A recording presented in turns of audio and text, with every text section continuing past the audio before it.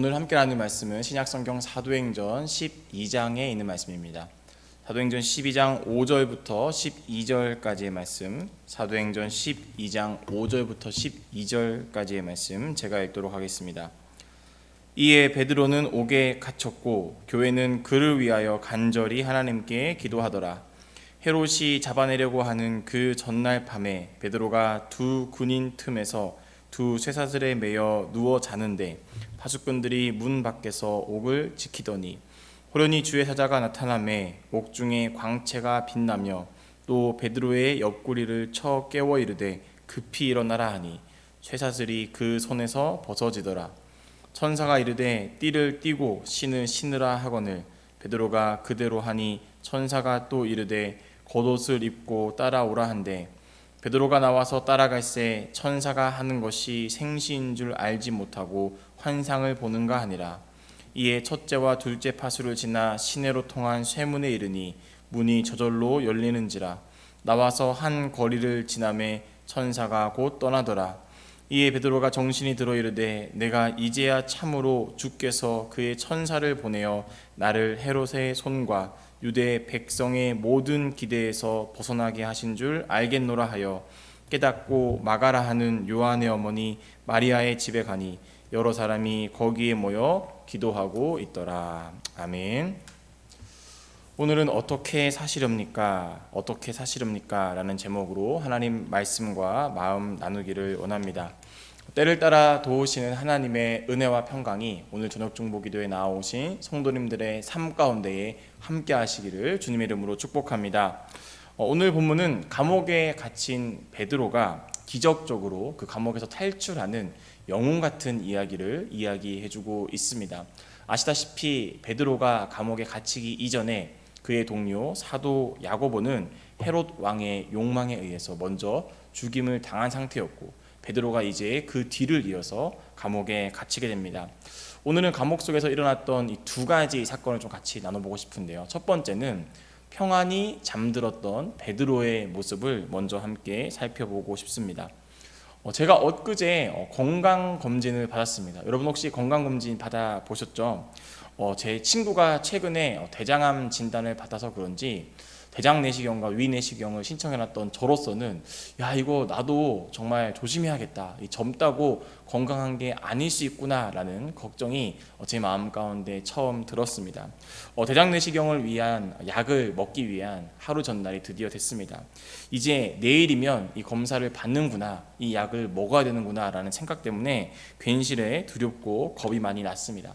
빨리 시간이 지나서 내일이 지났으면 좋겠다라는 생각이 굴뚝같이 제 마음 가운데 저를 지배하고 있었습니다. 새벽에 일어나서 약을 먹어야 한다라는 부담감, 그리고 젊지만 혹시나 나에게도 안 좋은 용종이나 다른 것들이 발견되면 어떡하지? 라는 이 걱정 때문에 그 전날 밤 저는 거의 밤을 지새웠습니다. 소풍 가기 전날 신나서 밤을 샌 적도 있지만 보통 많은 사람들이 나를 감싸고 있는 장애물들, 내일 다가오는 두려움들, 내 스스로 해결할 수 없는 어떤 두렵고 떨리는 긴장되는 상황 앞에서는 잠을 제대로 못 이루기도 합니다. 그런데 오늘 본문 6절 말씀에 보면 참 재미있는 표현 하나가 있죠. 베드로가 누워서 자고 있습니다. 두 쇠사슬에 매여서 베드로는 지금 감옥에서 누워서 자고 있습니다. 6절은 이렇게 베드로의 상황을 표현하고 있더라는 거죠. 참 신기하게 저는 이 표현이 느껴졌습니다. 왜 그럴까요? 먼저 베드로는 서두에도 말씀을 드렸지만 그의 동료 야고보가 먼저 헤롯 왕에 의해서 죽었다는 사실을 누구보다 잘 알고 있습니다. 이제 그리고 왜 헤롯이 자기를 무교절 기간 동안 감옥에 넣어놨는지 이 헤롯의 의도도 베드로는 누구보다 잘 알고 있었습니다. 이제 다음 차례는 바로 자기라는 것을요. 유대인들은 이 무교절 기간에는 어떠한 재판이나 처형도 집행하지 않았습니다. 그 유대인들의 절기를 잘 알고 있던 이 헤롯 왕은 그렇기 때문에 무교절 기간 베드로를 죽일 수 없어서 감옥에 넣어놨습니다. 그리고 이제 내일이면 무교절이 끝납니다. 그 말이 무슨 말입니까? 베드로가 죽을 날이라는 것이지요. 이 계획을 베드로는 누구보다 잘 알고 있었다는 사실입니다. 그런데 지금 내일 죽음을 앞둔 이 베드로는 오늘 우리에게 어떤 모습을 보여주고 있는 거예요? 누워서 자는 모습을 보여주고 있는 거죠. 내일 죽음을 앞둔 베드로가 7절 말씀해 보니까 누워서 자고 있고요. 이제 더 재밌는 표현이 7절에 나오는데요. 한번 같이 집에서도 한번 읽어보겠습니다. 함께 읽겠습니다. 시작. 호련히 주의 사자가 나타남에 옥중에 광채가 빛나며 또 베드로의 옆구리를 쳐 깨워 이르되 급히 일어나라 하니 쇠사슬이 그 손에서 벗어지더라. 여러분 7절에 하나님의 천사가 베드로를 구하기 위해서 나타납니다. 그런데 천사가 지금 베드로를 어떻게 깨우고 있습니까? 옆구리를 쳐서 깨우고 있다라고 표현하고 있습니다. 지금 베드로 옆에는 베드로를 감시하고 있던 2명의 군인이 잠들었습니다. 그러면 그 군인이 깨지 않게 조용히 베드로를 깨워야 되지 않을까요? 그런데 지금 하나님의 천사는 베드로를 옆구리를 쳐서 깨우고 있습니다. 아마 귓속말로 베드로야 빨리 일어나 라고 말해도 베드로는 깨지 않았습니다. 조용히 몸을 흔들어서 깨워보려고 했지만 베드로는 아마 깨지 않았을 것입니다. 그러니 이 다급했던 천사가 이제 어떻게 깨우는 거예요? 옆구리를 치는 거죠. 원문 말씀을 보니까 세게 때려라고 말하고 있습니다. 옆에 사람들이 깰 수도 있는 긴장 상태였지만 그렇게 하지 않으면 베드로가 깨지 않을 것 같았기 때문에 너무 깊게 잠들어 있는 이 베드로를 향해서 웬만한 방법으로는 일어나지 않은 이 베드로를 향해서 천사가 지금 옆구리를 세게 때려서 그를 깨운 것입니다. 하나님의 천사는 오히려 마음이 급하고 이제 곧 죽음이라는 시간을 앞두고 있는 베드로는 평안히 잠들고 있는 이 모습, 세상 돌아가는 줄도 모르고 태평하게 자는 이 모습이 저는 굉장히 신기하게 느껴지더라는 것이죠. 여러분 어떻게 예정된 죽음 앞에서 베드로는 이렇게 평안히 깊은 잠을 잘 수 있었던 것일까요? 저는 이것을 이렇게 좀 해석을 해보고 싶습니다. 죽음의 상황을 앞둔 이 베드로가 이 죽음 앞에서도 곤히 잘 수 있었던 것은 베드로가 그의 길을 하나님께 온전히 내어 맡긴 상태에서 하나님 주시는 평안함이 그의 삶과 마음을 온전하게 감싸고 있었다라는 사실입니다. 베드로는 하나님의 천사가 새벽에 자기를 깨워서 정말 특별한 방법으로 자기를 구출해 줄 것이라는 사실을 전혀 알지 못한 채 잠에 들었습니다. 그는 내일 하나님을 위해서 자기가 순교해야 함을 알고 그는 잠에 들었습니다. 그러나 그는 순교해야 되는 이 어려울 수도 있는 상황, 두려울 수도 있는 상황 앞에서도 전혀 요동치거나 그의 마음이 불안해하지 않았습니다. 오히려 깊은 잠에 빠진 것이 베드로가 얼마나 평안한 마음으로 그 시간을 보내고 있었는지를 우리에게 알려주는 대목인 것이지요. 베드로는 하나님께서 너의 사명이 여기까지다, 너의 사명이 이제 끝이다 라고 말씀하신다면 기꺼이 그 부르심과 말씀에 순종하겠다라는 하나님에 대한 절대적인 신뢰와 믿음을 가지고 있었습니다. 나의 생각과 타이밍은 아직 아니라고 여겨질지라도, 아직 나는 해야 될 일이 더 많다고 여겨질지라도 하나님의 타이밍과 계획과 생각이 여기까지고 하나님의 생각이 그렇다면 기꺼이 그 뜻을 신뢰하고 그 뜻을 따르겠다는 믿음과 결연함이 오늘 베드로가 자고 있는 모습 속에서 우리에게 던져주고 있는 하나의 메시지라는 것입니다. 여러분 성도님들 앞에도 장애물이 있으시죠. 여러분 앞에도 문제가 있으시죠. 그러나 성도님들 앞에 있는 여러 문제와 장애물 앞에서도 하나님의 타이밍을 신뢰하고 그 때와 생각을 순종할 수 있는 그 믿음의 결연함이 저와 여러분에게 있게 되기를 축복합니다. 더불어 무엇보다 이 베드로와 같은 절망과 위기 상황 속에서도 하나님 주시는 믿음과 소망으로 반석 위에 지은 집과 같이 흔들리지 않는 이 믿음의 삶을 살아가는 저와 여러분이 되기를 주님의 이름으로 축복합니다. 오늘 본문에서 보고 싶은 두 번째 장면은 이 장면입니다. 한번 같이 읽어볼까요? 시작. 완벽한 인간의 계획일지라도. 야고보를 죽인 헤롯은요 유대인들에게 생각지도 못한 지지를 받았습니다. 그리고 그는 더욱 많은 인기와 자기의 정치적인 입지, 미래에 대한 보장을 누리기 위해서 계획에도 없던 베드로를 죽일 계획을 잡습니다. 그리고 철저하게 이 베드로를 어떻게 죽일지, 어떻게 그를 감시하고 어떻게 그를 올감해서 그를 죽게 할지 철저한 계획을 짜기 시작합니다. 당시 사회에는 이 중형이나 사형을 선고받은 이 죄수들에게 한 명의 군사를 붙입니다. 그리고 한 명의 군사의 손과 그 죄수의 손에 쇠사슬에 묶어서 그 죄수가 다른 마음을 먹지 못하도록 했던 것이 당시의 관행이라고 합니다. 그런데 오늘 우리가 읽은 본문에 보면요, 정말 철저하고 완벽하게 베드로를 죽이려는 이 헤롯의 정말 극악한 계획들이 세세하게 기록되어 있습니다. 우선 6절 말씀에 보니까요, 베드로 옆에 2명의 군인이 베드로를 감시하고 있습니다. 평상시에 일반적인 죄수들이라면 한 명이었겠지만 그보다 많은 2명의 군사를 베드로 옆에 배치해 놓은 것을 우리가 알 수 있습니다. 그리고 천사가 와서 쇠사슬을 풀었다라고 말하는 것은 이 2명 죄수의 2명 군인의 손에 이 베드로의 2 손을 다 결박해 놓은 것이죠. 이뿐만이 아닙니다. 감옥 밖을 보니까요, 무려 2명의 파수꾼이 배치되어 있습니다. 이것은 2명의 파수꾼, 2명의 사람을 말하는 것이 아니라 2 단계를 순차적으로 뚫고 나가야 사회로 나갈 수 있다라는 2 군데의 거대한 감시 시설이 존재하고 있음을 우리에게 알려주고 있는 대목입니다. 감옥을 나왔다 할지라도 2 군데의 감시 시설을 베드로는 통과해야 했던 것이죠.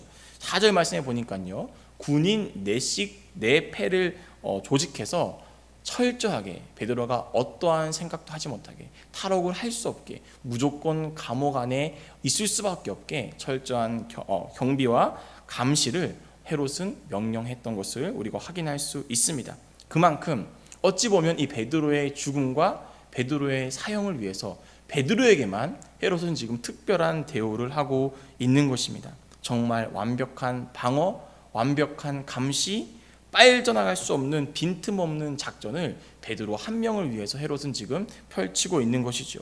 그런데 지금 이 무교절이 끝나는 다음 날 베드로가 죽게 되는 그 마지막 날 저녁, 무슨 일이 감옥에서 지금 일어난 것입니까?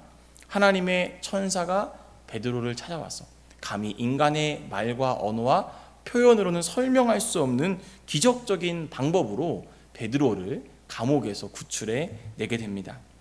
여러분, 이 장면이 우리에게 주는 2번째 메시지가 무엇입니까? 아무리 인간이 헤롯처럼 철저하게 계획하고 완벽하게 꼼꼼하게 일이 틀어지지 않도록 계획을 짜고 생각한다 할지라도 하나님의 초자연적인 역사 앞에서 이 인간의 계획은 한순간에 무너진다는 사실입니다. 오히려 이러한 인간의 철저한 계획, 헤롯의 엄중한 경비는요, 이후에 하나님의 엄청난 역사와 능력을 드러내는 도구가 될 뿐이었다는 사실입니다. 잠언 16장 9절 말씀이 저는 떠오릅니다. 사람이 마음으로 자기의 길을 계획할지라도 그 걸음을 인도하시는 이는 여호와이시니라. 아멘. 여러분, 우리의 인생의 행복과 보장과 미래를 위해서 우리는 여기저기 알아보고 얼마나 안정되고 얼마나 완벽하게 우리의 삶을 준비하고 있습니까? 그러나 그런 철저한 인간의 계획, 철저한 우리의 생각 속에서도 하나님이 그 중심이 없다면 우리와 헤롯 왕이 다를 것이 무엇이겠습니까?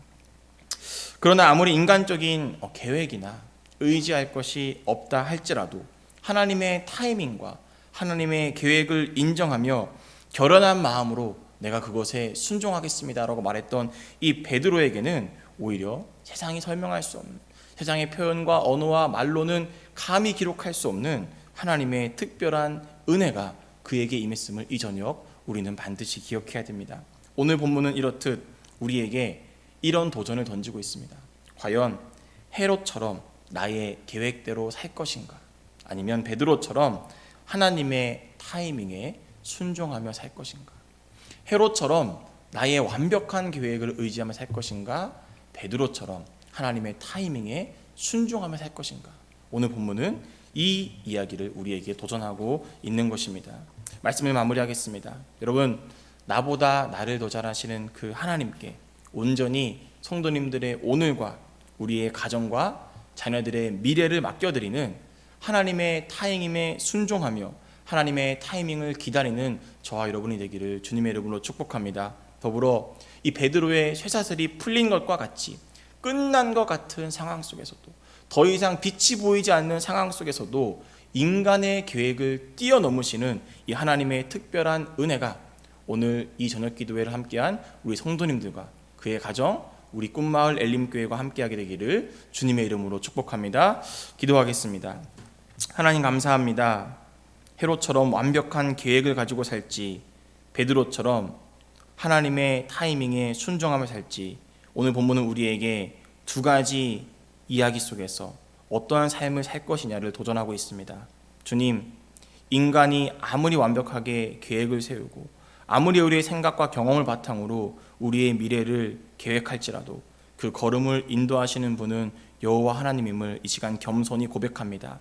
나의 생각, 여러 사람들의 경험도 좋지만 그 중심에 하나님이 없이는 아무것도 아닌 것처럼 주님, 이 시간 나의 계획과 인간의 시간과 경험이 아니라 하나님의 타이밍에 내 인생과 우리 가정을 맡겨드릴 수 있는 결연한 믿음과 의지를 우리에게 허락하여 주시옵소서.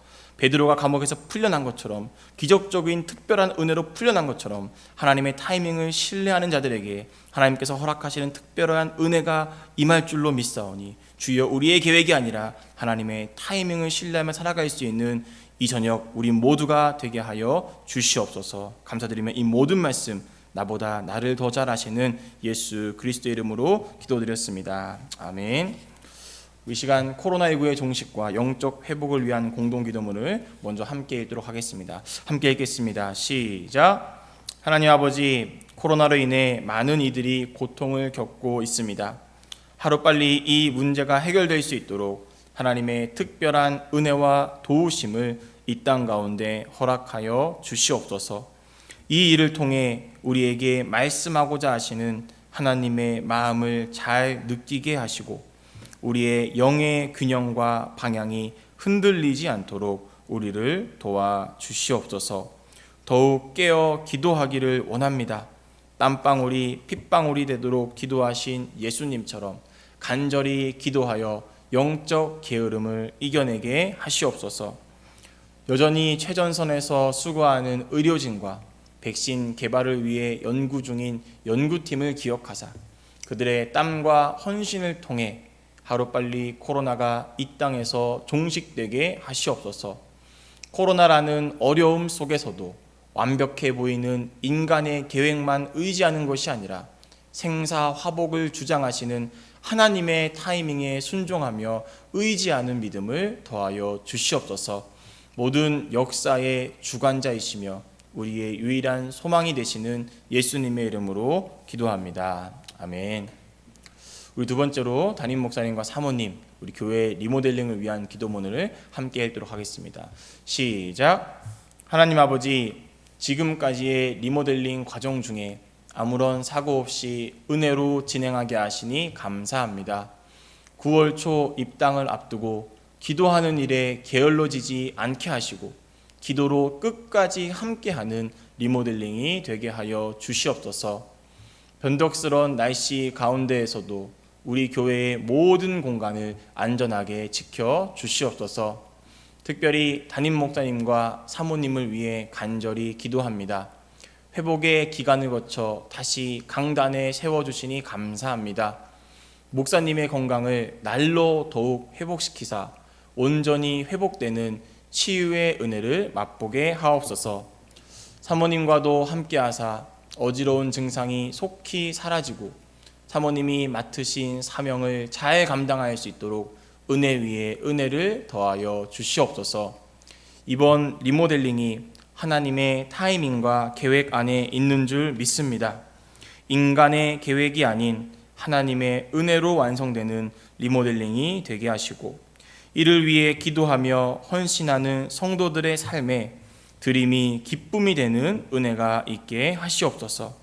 우리 교회를 향한 가장 좋은 계획을 가지고 계신 예수님의 이름으로 기도합니다. 아멘. 우리 마지막으로 개인의 기도 제목과 우리 가정의 기도 제목을 놓고 함께 기도하며 저녁 중보 기도회를 마무리하도록 하겠습니다. 함께 기도합니다.